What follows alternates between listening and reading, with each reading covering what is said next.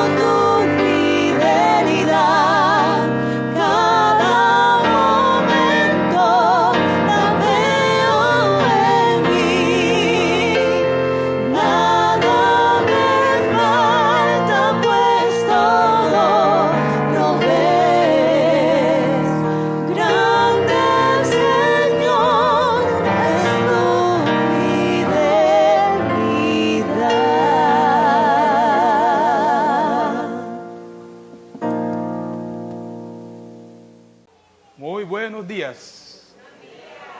¿Se escucha mejor? Ok.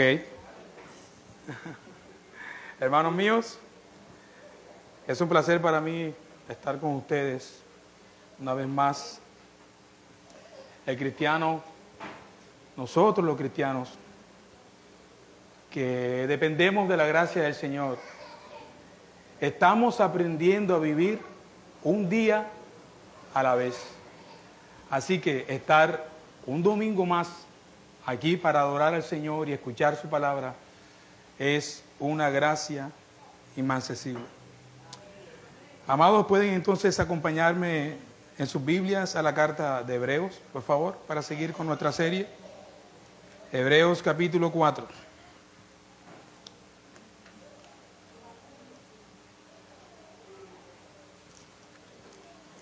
Hebreos capítulo 4.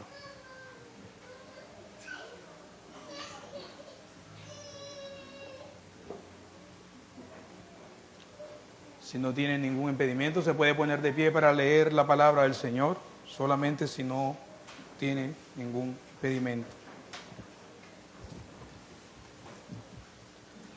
Amada Iglesia, Nación de Dios, esta es la palabra de Dios. Temamos, pues, no sea que permaneciendo aún la promesa de entrar en su reposo, alguno de vosotros parezca no haberlo alcanzado. Porque también a nosotros se nos ha anunciado la buena nueva como a ellos, pero no les aprovechó el oír la palabra por no ir acompañada de fe en los que oyeron. Pero lo que hemos creído entramos en el reposo de la manera que dijo, por tanto, juré en mi ira, no entrarán en mi reposo. Aunque las obras suyas estaban acabadas desde la fundación del mundo, porque en cierto lugar dijo así del séptimo día, y reposó Dios de todas sus obras en el séptimo día. Y otra vez aquí, no entrarán en mi reposo. Por lo tanto, puesto que falta que algunos entren en él, y aquellos a quienes primeramente se les anunció la buena nueva, no entraron por causa de desobediencia, otra vez se determina un día, hoy, diciendo después de tanto tiempo, por medio de David, como se dijo, si oyeres hoy su voz, no endurezcáis vuestros corazones.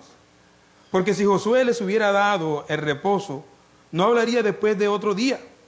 Por tanto, queda un reposo para el pueblo de Dios. Porque el que ha entrado en su reposo también ha reposado de sus obras, como Dios de las suyas. Procuremos pues entrar en aquel reposo, para que ninguno caiga en semejante ejemplo de desobediencia.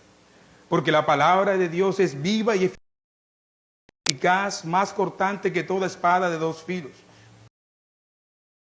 que penetra hasta herir el alma y el espíritu, las coyunturas y los tuétanos, y discierne entre los pensamientos y las intenciones del corazón. Pueden sentarse, mis queridos hermanos. Señor Dios de toda gracia, solo tu Espíritu puede llegar al corazón de los hombres, Señor. Lo que no puede hacer el hombre mismo, lo haces tú, Señor. Así que nos encomendamos a tu Espíritu para ser ministrados por tu palabra, Señor. Ayuda al predicador y ayuda a tu iglesia, Señor. Señor, que mis debilidades no sean un impedimento para que tu iglesia sea edificada, Señor. Porque tu esposa es tuya, Señor, tú la compraste. Bendícenos entonces en el día de hoy con tu palabra, Señor. Háblanos, exhórtanos. Amén. Muy bien, mis hermanos, para las personas que nos visitan, estamos en una serie en la carta o epístola de Hebreos, y hemos estado en una serie muy particular, muy importante de esta epístola. Hemos visto cómo el autor ha mostrado y quiere demostrarle a la congregación de los hebreos que Cristo es superior a los profetas. Y lo que él busca mostrar primeramente es que Dios ha hablado y ha hablado por el Hijo. En Hebreos capítulo 1, versículo 1 podemos ver claramente Dios habiendo hablado muchas veces y de muchas maneras en otro tiempo en los padres, por los profetas, en estos últimos días nos ha hablado por el Hijo. Esa es la intención plena del autor, de que los lectores o los receptores de la carta a quienes fue dirigida puedan comprender de que Dios ha hablado por el Hijo.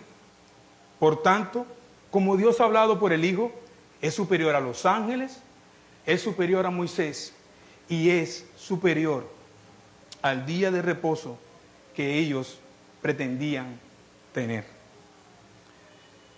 En el sermón anterior vimos unas serias exhortaciones y advertencias muy marcadas a no endurecer nuestros corazones al escuchar la palabra de Dios. Eso fue en el sermón pasado enseñado por el anciano José Ángel Ramírez.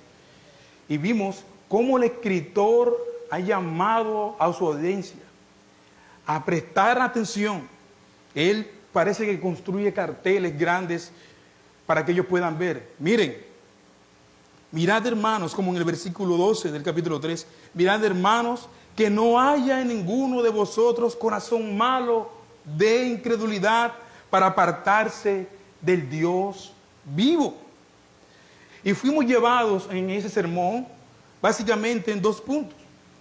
El anciano nos llevó a considerar el primer punto, que fue el endurecimiento de Israel. ¿Dónde? En el desierto. Y luego una exhortación para no endurecer nuestros corazones.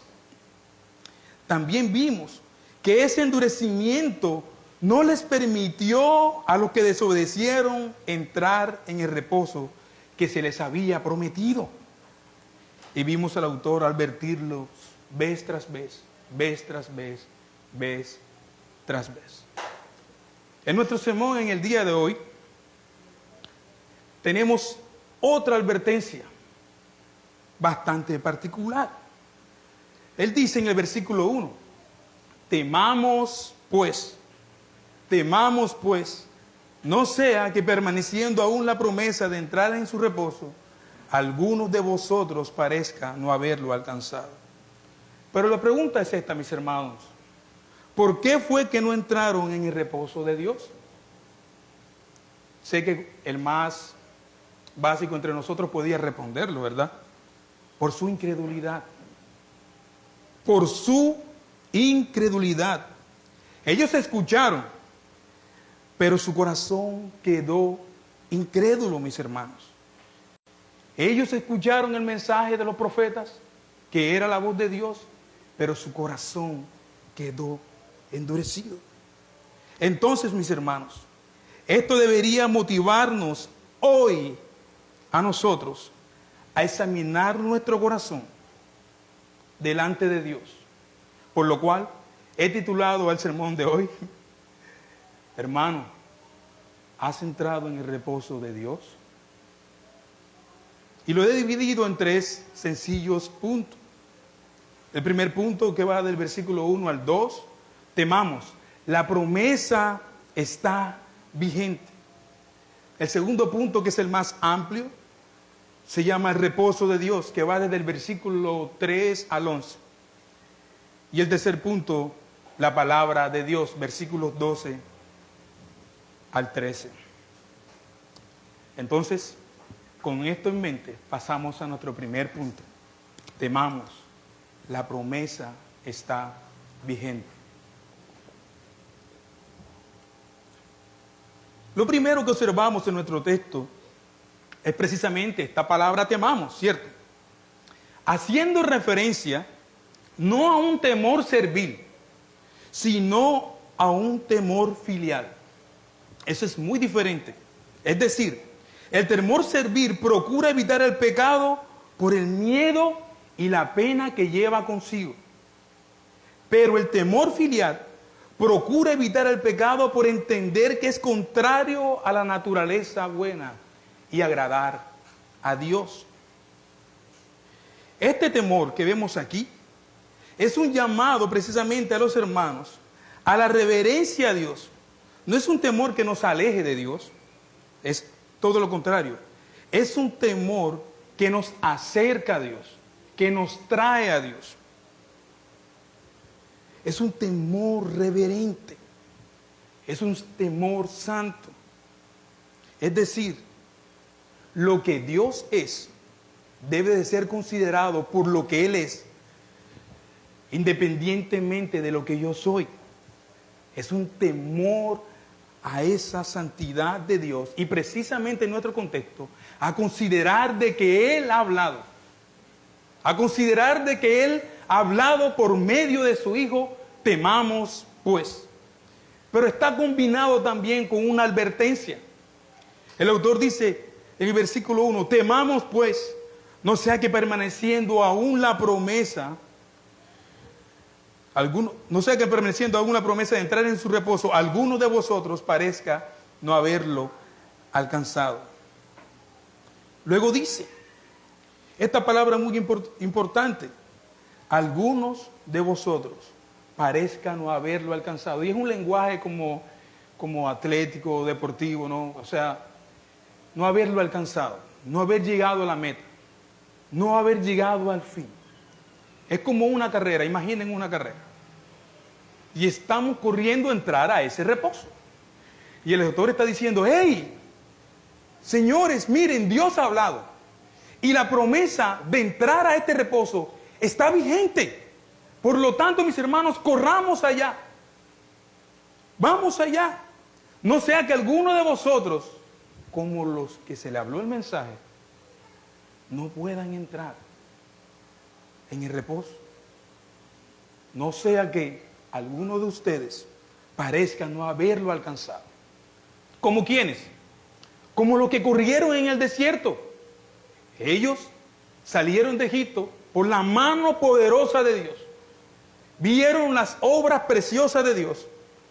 Sin embargo, no creyeron a la palabra de Dios mediada por Moisés. Por lo tanto, el autor le dice, hermanos, la promesa está ahí, corramos hacia ella. El autor busca animar a aquellos que dentro de la congregación no estén corriendo la carrera, y lo hace demostrando que esa promesa está allí para animarles.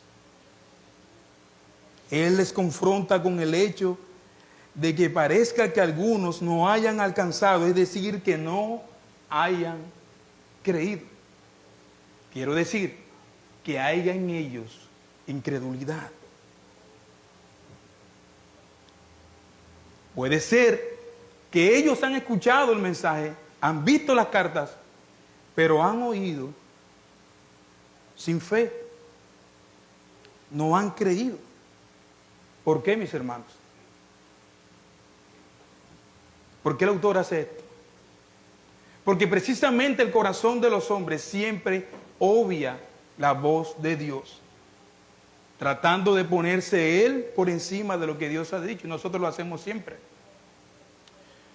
Nosotros lo hacemos siempre. Ponemos en duda sus promesas. Él ha dicho, yo te voy a ayudar. Yo soy tu protector. Yo soy tu sanador. Yo soy tu pastor. Pero nosotros hacemos todo lo contrario. Vivimos como ovejas sin pastor. Entonces, esto quiere decir que ellos posiblemente no hayan creído. O que hayan creído, pero sin fe, mis hermanos. Y ahora la pregunta es, ¿cómo puede una persona creer sin fe? Más adelante lo veremos. El pueblo de Israel, como ejemplo que hace el autor, ¿verdad? Él toma al pueblo de Israel como un paralelo para mostrarles a ellos por qué la dureza de su corazón y por qué ellos no entraron. Él dice, porque el pueblo de Israel, o sea, los padres, ¿verdad? Que dice el versículo 1, Dios habiendo hablado a nuestros padres. Estos padres, dice el texto, se les anunció la buena nueva, pero no les aprovechó la palabra que oyeron, porque no la oyeron con fe, mis hermanos. Esto es elementalmente básico y elementalmente importante. De esto depende nuestra fe cristiana. Es el corazón mismo. Ahora, en el versículo 2, el autor dice algo bien importante. Él dice, voy a leer los dos versículos. Temamos, pues, no sea que permaneciendo aún la promesa de entrar en su reposo, alguno de vosotros parezca no haberlo alcanzado. Porque también a nosotros se nos ha anunciado la buena nueva como a ellos. ¿Pero qué pasó? Pero no les aprovechó el oír la palabra por no ir acompañada en fe en los que oyeron. Ellos oyeron. Ellos fueron expuestos a la palabra de Dios. Hermanos, pero no les hizo ningún provecho. Esto debería ponernos a temblar un poco. Porque nosotros somos expuestos a la palabra cada domingo, cada semana. Con el internet tenemos recursos para leer y leer sobre Dios. Tenemos las escrituras en diferentes versiones, en el celular, en todas partes. Pero estás leyendo con fe, o sea, estás creyendo a Dios. Aquí mismo en este versículo 2, esta palabra por qué que se encuentra allí, porque también a nosotros, esta palabra por qué, hace algo muy importante con el versículo anterior, o sea, el 1. Vincula el concepto de la promesa dadas a los israelitas, pero que aún está válida allí en el versículo 1. Con el evangelio predicado a la nación de Israel en el desierto y a nosotros. Eso es lo que está haciendo el autor. Miren, a ellos se les anunció las buenas nuevas. Hermano Eddie, ¿cómo ellos vieron las buenas nuevas? Sencillo, a modo de imagen, aprendemos con imagen. El mar fue partido en dos, ¿cierto? Para que ellos salieran de allí. Eso es precioso, mis hermanos. Eso está señalando a alguien que ha sido partido por nosotros. Nosotros podemos verlo con más claridad ahora, claro está. Pero que el mar haya sido partido en dos para que ellos fuesen salvados, es lo mismo que ha pasado con nosotros. Cristo ha sido partido. El Evangelio se nos ha sido anunciado. El Señor, Cristo Jesús, ha sido molido y partido por tus pecados. Dios ha hablado por medio de Él, por este Cristo. El argumento del autor es este. Varones, hermanos, a ustedes también se les ha anunciado la buena noticia de un éxodo mediado por Jesús, que también por gracia de Dios intervino en la historia de ustedes. El Hijo de Dios, que es superior a Moisés, nos rescató de nuestra vana manera de vivir. A ustedes, es decir, a los sectores y a nosotros. Por gracia de Dios, Él les ha hecho un pueblo especial. Ha hecho un nuevo pacto para que todos podamos disfrutar de ese vínculo entre su nación, su pueblo y Dios. Ustedes, mis hermanos, dice el autor, tienen la responsabilidad de responder entonces con fe a lo que el Hijo de Dios ha hablado. Entonces, con esto claro, el autor puede decir, temamos pues, temamos, porque el mensaje ha sido el mismo. A ellos se les predicó las buenas nuevas, a ustedes también. Temamos pues, hay un mediador mayor que Moisés, es Cristo. Moisés no ha sido molido por ustedes, pero Cristo sí ha sido molido por ustedes. Moisés no pudo cargar el pecado de todos ustedes, pero Cristo sí lo ha llevado. Temamos, tengan cuidado, mis hermanos. Ten cuidado de qué haces con la palabra de Dios cada domingo. ¿Qué estás haciendo con lo que el Señor trae a tu vida? Cuidado, a ustedes se les ha anunciado el Evangelio. Cuidado, mis hermanos, porque tampoco les va a servir el escuchar si no se acompaña con fe. Cuidado, hermanos míos, si ven esa intención del autor. En las sesiones anteriores pudimos ver muchas exhortaciones sobre no descuidar la salvación, ¿verdad?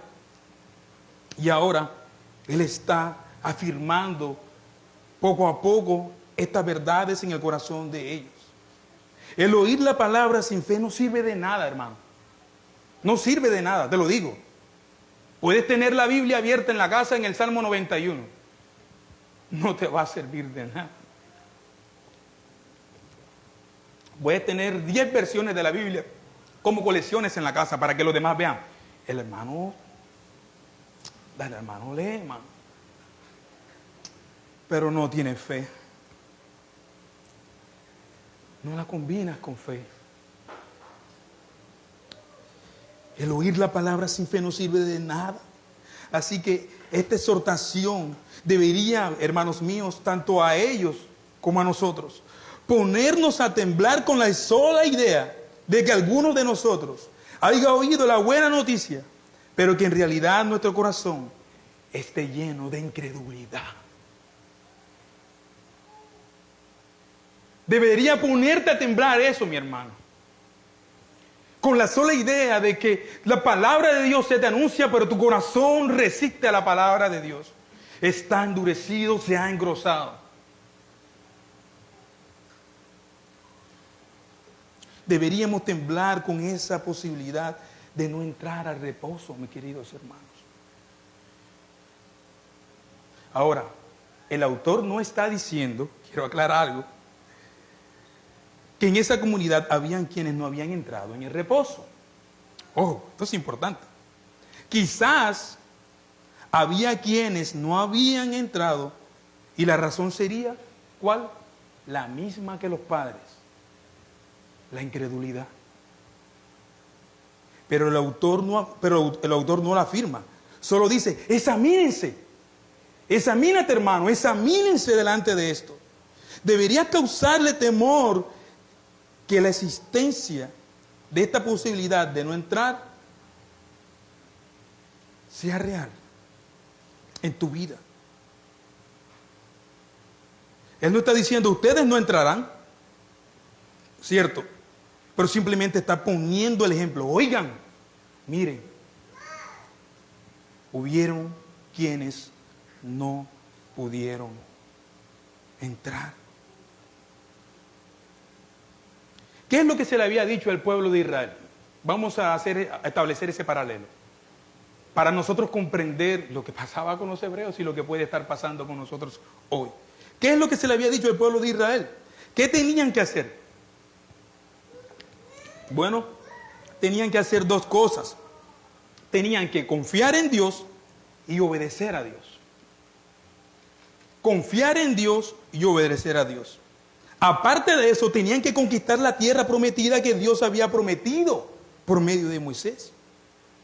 Pero ellos, cuando enviaron a los 12 espías, solo 10 de ellos dijeron, no se puede. ¿Lo están viendo?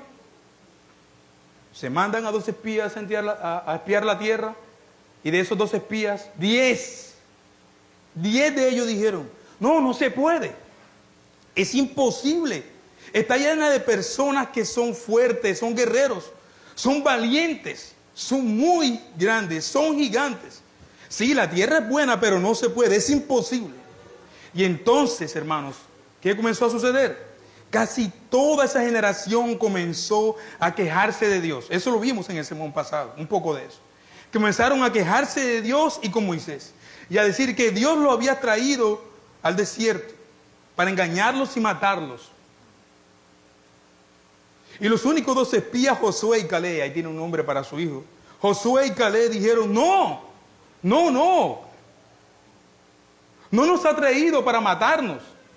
No, mis hermanos, Dios nos ha traído para confiar y obedecer. Pero ellos quisieron, en respuesta a eso, querían apedrearlos a Josué y a Caleb. Querían matarles. Es impresionante lo que el corazón endurecido puede hacer, mis hermanos. Su respuesta fue que querían apedrearlos. Hermanos míos, esto es muy importante para nosotros hoy. A respuesta de ese pueblo que querían apedrear a Josué y Caleb, Dios se airó grandemente y le dijo, no más, no más, hasta aquí, no entrarán en mi reposo. Este es un pueblo que siempre se ha quejado, que no confía en mí, que no cree en mí, no ha confiado en mi bondad, son ingratos, son incrédulos, no entrarán en mi reposo. ¿Puedes ver el paralelo que está haciendo el autor aquí de Hebreos? Entonces, ¿qué era oír acompañado de fe? Era obedecer a Dios, confiar en Dios, ir a la tierra y conquistarla. Eso es oír acompañado de fe. Hermanos, no hay ningún beneficio en escuchar si no hay una sumisión a Dios, si no hay una dependencia de Dios, si no sé quién es Jesús, si no puedo confiar en Él y lo que Él ha hecho por mí, y si no puedo rendir mi voluntad a Él, dejando que Él guíe mi vida. Señor, ¿a dónde me llevarás? Aquí, yo voy aquí. Un corazón que confía en Dios y en su voluntad no está sollozando a cada momento. ¿Y qué será de mí? No. Ves a donde quieras. Haz lo que quieras.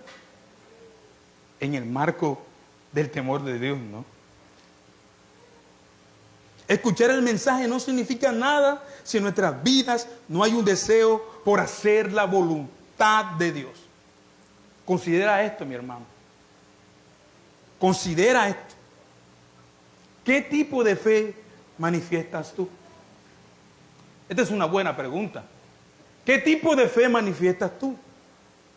Un pastor llamado Tim Mike, hablando sobre los tipos de fe que se presentan en nuestras congregaciones, nos habla precisamente de esto. De 3 tipos de fe que como creyentes existen en la iglesia. Atentos. 1. Está la fe pública. Esta fe es la fe que alguien tiene entre los demás, pero no es real en su vida. Es una fe que tengo delante de los otros, simplemente. Pero no es real en su vida. Es la fe que alguien adopta por hacerse sentir bien. Es la fe que le permite pertenecer a una comunidad cristiana, a una iglesia bíblica. Pero no es real. No es real. Simplemente es una fe delante de los demás, para que me vean. Me dejo crecer la barba y me comienzo a volver un gran presbiteriano porque me dejo crecer la barba. Tener barba no es sinónimo de ser presbiteriano, ni de ser un buen hijo de Dios y de creer precisamente en nuestro contexto en la palabra de Dios. 2. Hay otra clase de fe, que es una fe que creo tener, ¿verdad?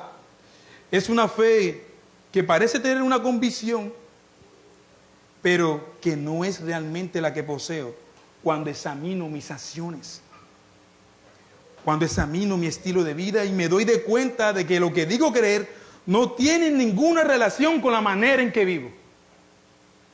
Ahora, antes de hablar el tercer tipo de fe, quiero decir esto. ¿Qué tipo de fe manifiestas tú? ¿Cuál tienes? ¿La fe pública? Este tipo de fe emocional que acabamos de leer, ¿cuál de esas tienes? Una fe pública para que te vean. Una fe emocional que te hace creer que tienes algo pero realmente no la tienes. Estos tipos de fe no permiten experimentar este reposo, mi hermano. No permiten experimentar este reposo de Dios. Pero hay una fe que tiene que ver con convicciones, que no habla de una vida perfecta o sin pecado, pero que es una vida que tiene convicción de quién es Jesús y lo que Él ha hecho, que se traduce realmente en una vida de amor, lealtad, obediencia a Jesús y sumisión a la voluntad de Dios. ¿Puedes ver la diferencia? Es una fe que confía, es una fe que cree, es una fe que crece. No es una fe para que me vean, no es una fe vacía, leve. Es una fe que tiene su raíz en Dios mismo. Hermanos míos, el oír la palabra año tras año, esto es para ustedes, mes tras mes, domingo tras domingo, ¿qué ha provocado en ti? Vamos a ver. ¿Qué ha provocado en ti el oír la palabra año tras año, mes tras mes, domingo tras domingo? ¿Ha provocado en ti algo esto? ¿Qué clase de fe manifiestas? ¿Una fe pública, emocional o una fe que tiene buena convicción? Hermano, ¿cuántas veces no se les ha anunciado la buena nueva? ¿Las has recibido con fe? ¿Has respondido con fe a las buenas nuevas? No pueden decir que no se les ha anunciado el Evangelio por boca de sus ministros, mis hermanos. Nación de Dios no tiene excusa. Nos salvamos nuestra responsabilidad como iglesia. Las demás, pero nación de Dios no tiene excusa de que no se les ha dado el Evangelio, mis hermanos. Año tras año, domingo tras domingo, tras lágrimas, sufrimiento, hambre, necesidades, debilidades, enfermedades, el Evangelio ha sido predicado, mis hermanos. El Evangelio se les ha sido predicado.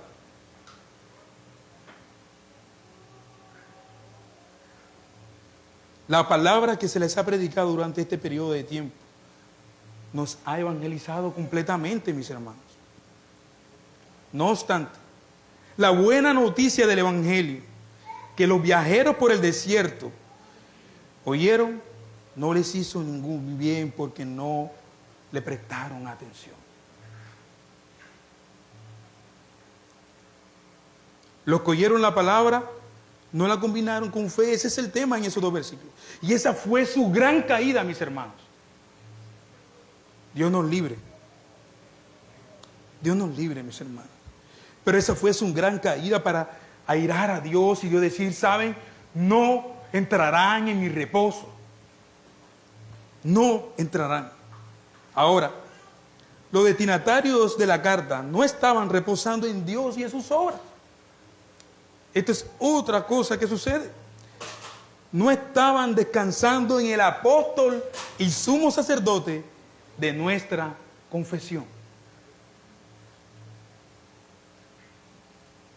Y es algo hermoso lo que hace el autor de Hebreo. Él es como un pastor que con gran preocupación lucha por el bienestar espiritual de su gente, ¿cierto?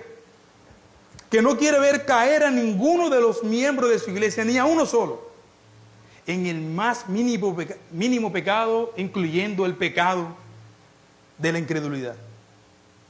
El escritor es como un pastor, ¿verdad?, que vigila con cuidado cada una de las ovejas de su rebaño.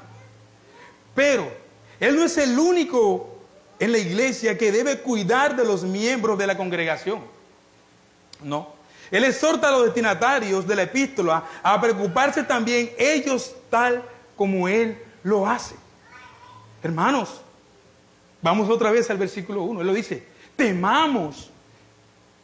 Él entra allí. Temamos pues. Él no es un pastor que dice, teman. Él dice, no, temamos, mis hermanos. Hay una preocupación por esto. Y si hay alguno que no lo está alcanzando, vamos a la meta. Miren, la promesa está vigente. Vamos. ¿Quiénes son los que no lo están alcanzando? Necesitas oír con fe. Recuerda que a nuestros padres se nos anunció el Evangelio, pero no oyeron. Endurecieron su corazón.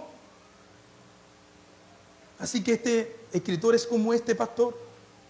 Él manda a cada creyente a que haga lo mismo, a preocuparse también ellos. Por eso él escribe, tengamos cuidado. Él comparte sus preocupaciones pastorales con todos los miembros de la congregación. Es decir, todos son responsables del bienestar de la iglesia.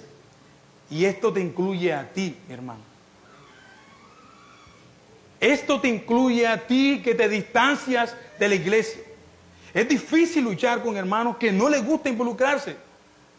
Están siempre distanciados, siempre están lejos.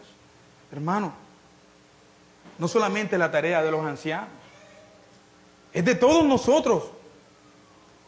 Como comunidad, el cuidarnos, el animarnos, el autor lo dice, el exhortarnos los unos a los otros. No, pero es que la culpa es del anciano tal, no ha llamado. Llama tú. ¿Y tú qué sabes si tu anciano está sufriendo? Necesita de una llamada tuya. No me estoy excusando. Esto puede ser en otra iglesia en particular. Preocuparse por la salvación es algo loable, es verdad. Pero el preocuparse por nuestros hermanos es algo de vital importancia. El orar por el pueblo es algo digno de alabanza. Pero el esforzarse por la salvación de todos los que están dentro de los confines de la iglesia es ejemplar. ¿Cómo así que dentro de los confines de la iglesia? ¿Recuerdan ustedes el pasaje de Hebreos 3? Que el autor dice que Cristo es superior a Moisés y que Moisés es un siervo en la casa, pero que Cristo es el dueño de la casa. Esa casa, esa imagen de casa, es la iglesia. Yo no creo que ninguno de ustedes aquí esté pendiente de ningún miembro de su casa, por más distanciado que viva. Usted conoce a todos los miembros de su casa y sabe qué puede estar pasando allá, pero sabe. Eso es lo que el autor está diciendo aquí. Hey, todos estamos en la casa. Todos somos el pueblo de Dios. Todos debemos exhortarnos los unos a los otros. Todos. Hebreos 13:3. Hebreos 3:13. ¿Puede ir conmigo allí? Ahí está la referencia más clara. Antes, exhortaos los unos a los otros. Cada 8 días, cada mes, cada año. No. ¿Cuándo? Cada día. Entre tanto que se dice hoy. Que eso es muy importante en nuestro pasaje ahora. Entre tanto que se dice hoy. ¿Para qué? ¿Para qué necesitamos el exhortarnos cada día? Hombre, sencillo. Para que ninguno de vosotros se endurezca por el engaño del pecado. Nadie cae de un día para otro, mis hermanos. Nosotros ya sabemos eso. Todo comienza con una distancia. Alejándome. No quiero estar. No me quiero involucrar. Estoy muy ocupado. No, es que estoy trabajando. Pero usted puede analizar que esos hermanos tienen comunión con otras personas. Tienen comunión con otras personas y no con sus hermanos. Y ahí comienza el engaño. No, es que estoy con los compañeros de trabajo. No, es que estoy con los compañeros de... Está bien, eso se puede hacer. Yo no estoy diciendo. Pero estás viendo el desplazamiento que comenzamos a hacer. Y lo último que queda por hacer es manifestar públicamente que hemos caído. El corazón se ha engrosado. El pecado nos ha engañado. Hermano, el pecado es terrible. Usted ha leído el libro Remedio Precioso, ¿verdad? Se lo recomiendo. El autor Thomas Watson, ¿verdad? ¿Es Thomas Watson? Él dice, si no es Thomas Watson, me perdona, creo que es Thomas Watson. Thomas Brooks, gracias. Él dice que el pecado comienza coqueteándote con que todo va a estar bien, no pasa nada. Peca, no va a pasar nada, nadie lo va a saber. Pero que una vez que el creyente cae, el mensaje es cambiado. Ya no puedes. ¿No te da vergüenza? Quédate allí. Ya no puedes. ¿Qué vas a hacer allá? ¿Vas a ser un hipócrita? Pues que me llamen hipócrita, mi hermano. Yo necesito llamar a ese hermano y decirle, hermano, he caído bajamente, vilmente. ¿Sabes lo vital que es eso en nuestro texto? Que estás corriendo la carrera. Que no te estás quedando atrás. Como dice el autor, no sea que alguno parezca no haberlo alcanzado. Es importante el exhortarnos cada día, hermano. Es el importante ser transparente con nosotros mismos. ¿Por qué voy a tratar de engañar a mi hermano? Tratando de mostrarle una fe que no tengo. Hermano, yo estoy así. No importa que el hermano se escandalice. Si el hermano se escandalice, no le vuelvo a decir más nada. Porque puede ser que el hermano después. Pero eso es precisamente, hermanos míos, confesarnos los unos a los otros, exhortarnos los unos a los otros. Este autor es precioso. Deberíamos tener presente a aquellos, como les acabo de decir, aquellos miembros que podrían estar alejándose de la verdad en doctrina y en conducta, mis hermanos. Deberíamos tener presente eso. Nuestro radar debería estar todo el tiempo, all the time, todo el tiempo, viendo cuáles son estos hermanos que se están alejando de la doctrina de la verdad. Y luego, no acusarlos, orar con ellos y orar por ellos. Siempre debemos estar en la búsqueda de los que se están quedando atrás. Siempre, mis hermanos. Alguien comentó sobre esta línea de Hebreos algo muy importante. No conseguí muy bien el tema del autor porque fue en un libro viejo, pero él dijo básicamente esto: no hay actitud más peligrosa para la iglesia que la despreocupación y complacencia. Cada quien está por su lado. Nos vemos el domingo. Ya. Eso es preocupante, mis hermanos. Preocupante.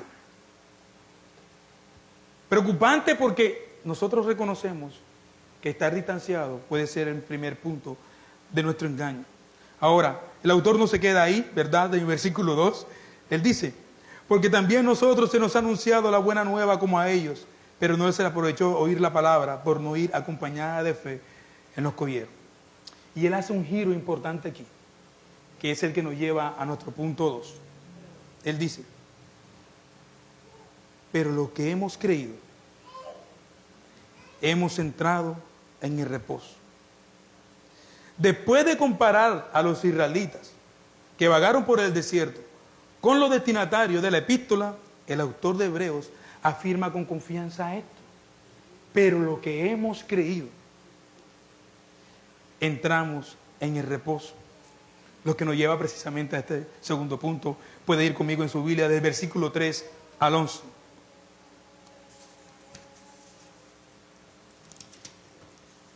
El reposo de Dios, versículo de 3 al 11. Dice: pero lo que hemos creído, entramos en el reposo, de la manera que dijo: por tanto juré en mi ira, no entrarán en mi reposo, aunque las obras suyas estaban acabadas desde la fundación del mundo. Porque en cierto lugar dijo del séptimo día, y reposó Dios de todas sus obras el séptimo día. Y otra vez, no entrarán en mi reposo. Por lo tanto, puesto que falta que algunos entren en él, y aquellos a quienes primero se les anunció la buena nueva no entraron por causa de desobediencia, otra vez determina un día, hoy, diciendo: después de tanto tiempo por medio de David, como se dijo: si oyeres hoy su voz, no endurezcáis vuestros corazones. Porque si Josué les hubiera dado el reposo, no hablaría después de otro día. Por tanto, queda un reposo para el pueblo de Dios. Porque el que ha entrado en su reposo, también ha reposado de sus obras, como Dios de las suyas. Procuremos, pues, de entrar en el reposo, para que ninguno caiga en semejante ejemplo de desobediencia. Básicamente lo que tenemos aquí del versículo 3 al 11 es todo el tema del reposo, pero él abre como un paréntesis ahí y comienza a traer todas estas ideas de reposo. Pero fíjense que el versículo 11 se vuelve a unir al versículo 2. Él dice: procuremos pues, lo pueden ver, hey, procuremos pues de entrar en este reposo. Y en el versículo 6 él dice: porque aún falta que algunos entren. Porque falta que algunos entren en él. Y luego vuelve y hace otra vez el paralelo. Y aquellos a quienes primero se les anunció la buena nueva, no entraron. Ellos no entraron. El autor es bien marcado ahí. Él no está diciendo: entren en el reposo, que todo va a estar bien. Él está diciendo: hey, es que tienen que estar atentos. Hay que entrar al reposo. La promesa está vigente. Ellos no entraron. Pero en ustedes no puede haber corazón incrédulo, ¿cierto? Note que él no dice también: entraremos en el reposo, sino que dice, usando como si estuviese usando el tiempo futuro. Lo que él dice es: lo que hemos creído, entramos al reposo de Dios, afirmando así que la promesa de Dios se ha transformado en una realidad según su plan y propósitos divinos. Es decir, que en este momento, hoy, ¿verdad? Siempre ese hoy va a ser importante. Es decir, que en este momento, pero no plenamente, estamos disfrutando de una parte de ese reposo. ¿Vale? Cada domingo que nos congregamos, tenemos una imagen de lo que es reposar. Descansamos de nuestras obras, ¿verdad? Y reposamos. Ahora, el autor también hace algo muy importante. Nosotros vemos allí esta palabra reposo que se repite continuamente, pero solamente en el versículo 9 habla del reposo de Dios, de un Shabbat. El otro reposo que nosotros vemos ahí era el de la nación entrando a la tierra, a reposar de las guerras, a reposar de ese peregrinaje y establecerse como nación. Mis hermanos, hay algo muy importante aquí. El autor dice, lo que hemos creído, ¿verdad? Entramos en este reposo. Y esto es algo alentador. ¿Por qué? Porque en tanto que tengamos nuestros ojos fijos en Jesús, el autor y consumador de nuestra fe, de Hebreos 12:2, disfrutamos de este reposo que Dios ha prometido y llegando el tiempo estaremos con Él eternamente. Estaremos con Él eternamente. Entonces, vamos a ver lo que el autor hace aquí. Él comienza desde el versículo 3, como ya dije, al 11, a explorar el tema del reposo. Y trae dos citas del Antiguo Testamento. Una es el Salmo 95 y la otra es Génesis capítulo 2. En el Salmo 95 es un salmo donde se menciona la rebelión, lo que ya hemos leído tanto en el sermón pasado como en una parte de hoy. Allí en ese Salmo 95 se menciona la rebelión del pueblo de Israel contra Dios y cómo no entró en el reposo. Eso básicamente es el salmo. Lo curioso de este Salmo 95 es que este salmo no se escribió en el mismo tiempo que el pueblo entró a la tierra, ¿verdad? Sino que se escribió mucho tiempo después, muchísimo tiempo después. Y el salmo describe cómo no entraron en la tierra muchos años después, valga la redundancia. Es importante marcarlo porque lo confundimos. También es curioso que el salmo tiene una palabra para nosotros. Ya sé que ustedes ya la vieron. Y es hoy. Hoy. Es decir, si oyeres hoy su voz, no endurezcas tu corazón. No endurezcas tu corazón. El autor ve eso y por el otro lado ve esta cita de Génesis 2. Vamos a ver qué es lo que él está tratando de hacer, ¿verdad? Él ve eso y ve esta cita de Génesis 2 en la cual se nos habla de Dios haciendo las obras de la creación, ejecutando la creación, dándole orden a la creación, ¿verdad? Y descansando de su obra creativa y santificándolo precisamente ese día. Entonces, es precioso ver esto porque el autor quiere mostrar, hey, hay un Shabbat. Lo importante de este Shabbat no era lo que ellos buscaban en la tierra prometida. Él hace dos cosas. Uno, él dice que el reposo para el pueblo de Dios significaba entrar a la tierra prometida. Por ejemplo, en Deuteronomio capítulo 12, versículo 10, me pueden acompañar allí, ya estamos a terminar. Por ejemplo, el reposo para el pueblo de Israel significaba, cierto, entrar a la tierra prometida. Deuteronomio 12, 10 dice: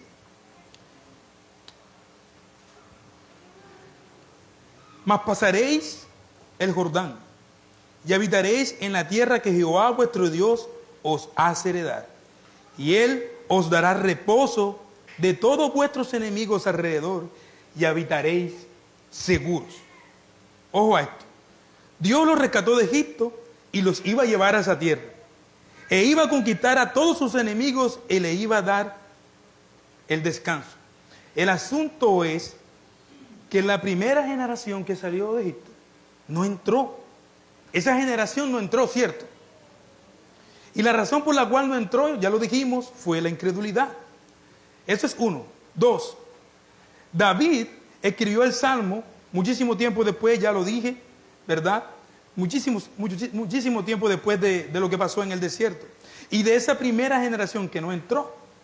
Pero la forma en que David escribe este Salmo inspirado por Dios es muy esperanzadora. Él lo escribe con una invitación presente. Él dice, si oyeres hoy su voz, no endurezcáis vuestros corazones. ¿Qué pasó allí? Ellos oyeron y no entraron en su reposo. Entonces, Si el reposo era entrar a la tierra prometida, ¿por qué David lo escribe inspirado por Dios como una promesa presente? Si el reposo era entrar a la tierra, ¿no? ¿Por qué entonces David, mucho tiempo después, años después, escribe esto como una promesa presente? ¿Sí ven lo que el autor está tratando de hacer aquí? La tierra prometida no fue el cumplimiento de ese reposo. El reposo al que se refiere el autor de Hebreos, ya lo dije, no es la tierra prometida. Es el reposo de Génesis capítulo 2, el descanso de Dios. Entonces la tierra prometida no fue el cumplimiento completo de ese reposo. La promesa de reposo de Dios, entonces el autor de Hebreos dice, está vigente. Está vigente cuando hoy. Por lo tanto, si escuchas hoy su voz, no endurezcas vuestros corazones. Y está presente hoy, quiere decir que está presente para cada generación, mientras que Cristo no ha regresado. Y cada generación va a tener que bregar con la incredulidad. Ese hoy es hoy para nosotros, no mañana. Nosotros siempre decimos, no, yo mañana. Hermano mío, no seas necio. El mañana le pertenece a Dios. Tú no eres el soberano. De hecho, una hora después de declarar hoy, ¿le pertenece a quién? A Dios. No sabemos. Entonces, hoy necesitas escuchar la voz de Dios. Hoy necesitas creerla con fe. No mañana, mi hermano. No mañana. Esto es de vital urgencia. La palabra de Dios es preciosa cuando podemos ver estas verdades porque alienta nuestros corazones si vamos con fe. Cada generación se tendrá que enfrentar con este peligro de la incredulidad en su corazón. Hermanos míos, he resumido esa sesión del 3 al 11 por obvias razones. Tengo una persona que me están contando el tiempo. Lo que nos lleva entonces a nuestro tercer y último punto. La palabra de Dios, versículos del 12 al 13.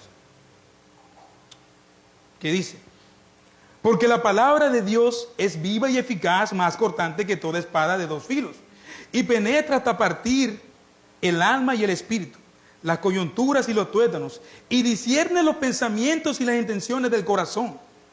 Y no hay cosa creada que no sea manifiesta en su presencia. Antes bien, todas las cosas están desnudas y abiertas a los ojos de quien tenemos que dar cuenta. ¿Saben lo que acaba de hacer el autor? Pone una exhortación en el versículo 1 y cierra con otra en el versículo 3. Con broche de oro. En el versículo 1 dice, temamos pues. No sé que alguno se esté quedando en la carrera. Pero en el versículo 13, él dice, si alguno de ustedes está teniendo una fe pública, está teniendo una fe que finge, usted puede mentirle a los hombres, pero a Dios, no. No, mi hermano. Tengamos temor reverencial delante de Dios, es lo que él quiere decir. Esta exhortación inicial que vimos cierra con este broche de oro para que los hermanos puedan responder con sus corazones latiendo. Él dice que la palabra de Dios tiene poder y nos examina y nos discierne por dentro, porque todo está desnudo delante de aquel que tenemos que dar cuenta. Ahora, explicando estos versículos de 12 al 13, cuando pensamos en el poder que la palabra de Dios tiene, o en el poder de la palabra de Dios, podemos ver que ella tiene el poder para crear, ¿verdad? Tiene el poder para traer juicios y tiene el poder para dar vida. ¿Cierto? La promesa que nosotros hemos visto aquí se puede convertir en maldición, mi hermano. Ojo. La promesa de entrar a la tierra se puede convertir en una maldición si no oyes con fe. Entonces esta palabra discierne, diciéndote, no puedes aparentar, no puedes. Esta palabra de Dios tiene poder para crear, tiene poder para traer juicio. El Salmo 33:6 dice, por la palabra de Jehová fueron hechos los cielos y la tierra, y todo el ejército de ellos por el aliento de su boca. Quiero decir que la palabra de Dios no es pasiva. No es pasiva. Es el poder dinámico de Dios que cumple su propósito. De hecho, en el Nuevo Testamento la imagen de la palabra de Dios es una espada, ¿verdad? En Efesios 6:17 Pablo dice que la espada del Espíritu es la palabra de Dios. Y en Apocalipsis 19:5 vemos que de la boca de Jesús sale una espada que trae juicio. Y aquí en Hebreos también la palabra de Dios es una espada, que es el poder vivo y dinámico de Dios, que puede penetrar a lo más profundo y dejarnos descubiertos, dejarnos vulnerables. Y cumple los propósitos específicos de Dios. Mis hermanos, este es el punto. La misma palabra de Dios, que cuando Dios habló todo comenzó a existir, es la misma palabra de Dios en el que el día de hoy puede sostenerme, puede socorrerte, puede ayudarte, ¿cierto? Pero también puede partirte en dos. Si tu corazón se ha engrosado. El poder de la palabra puede partir tu buen nombre. Es que mi buen nombre. Esta palabra puede transformarme, incluso puede partirme en dos si estoy desobedeciendo a Dios. Para que entonces pueda ver mi propia ruina espiritual y acercarme a Jesús y producir en mí fe verdadera. Hermanos, estamos completamente expuestos y vulnerables delante de Dios. Expuestos y vulnerables delante de Dios. Esta es la palabra de Dios. Amado Padre, tú has hablado a tu iglesia hoy, Señor. Si escuchares hoy su voz, no endurezcáis vuestros corazones. Gracias por la promesa que nos has dado para entrar en el reposo, Señor. Produce fe verdadera, Señor, en tu pueblo, Señor. Te lo pedimos en Cristo.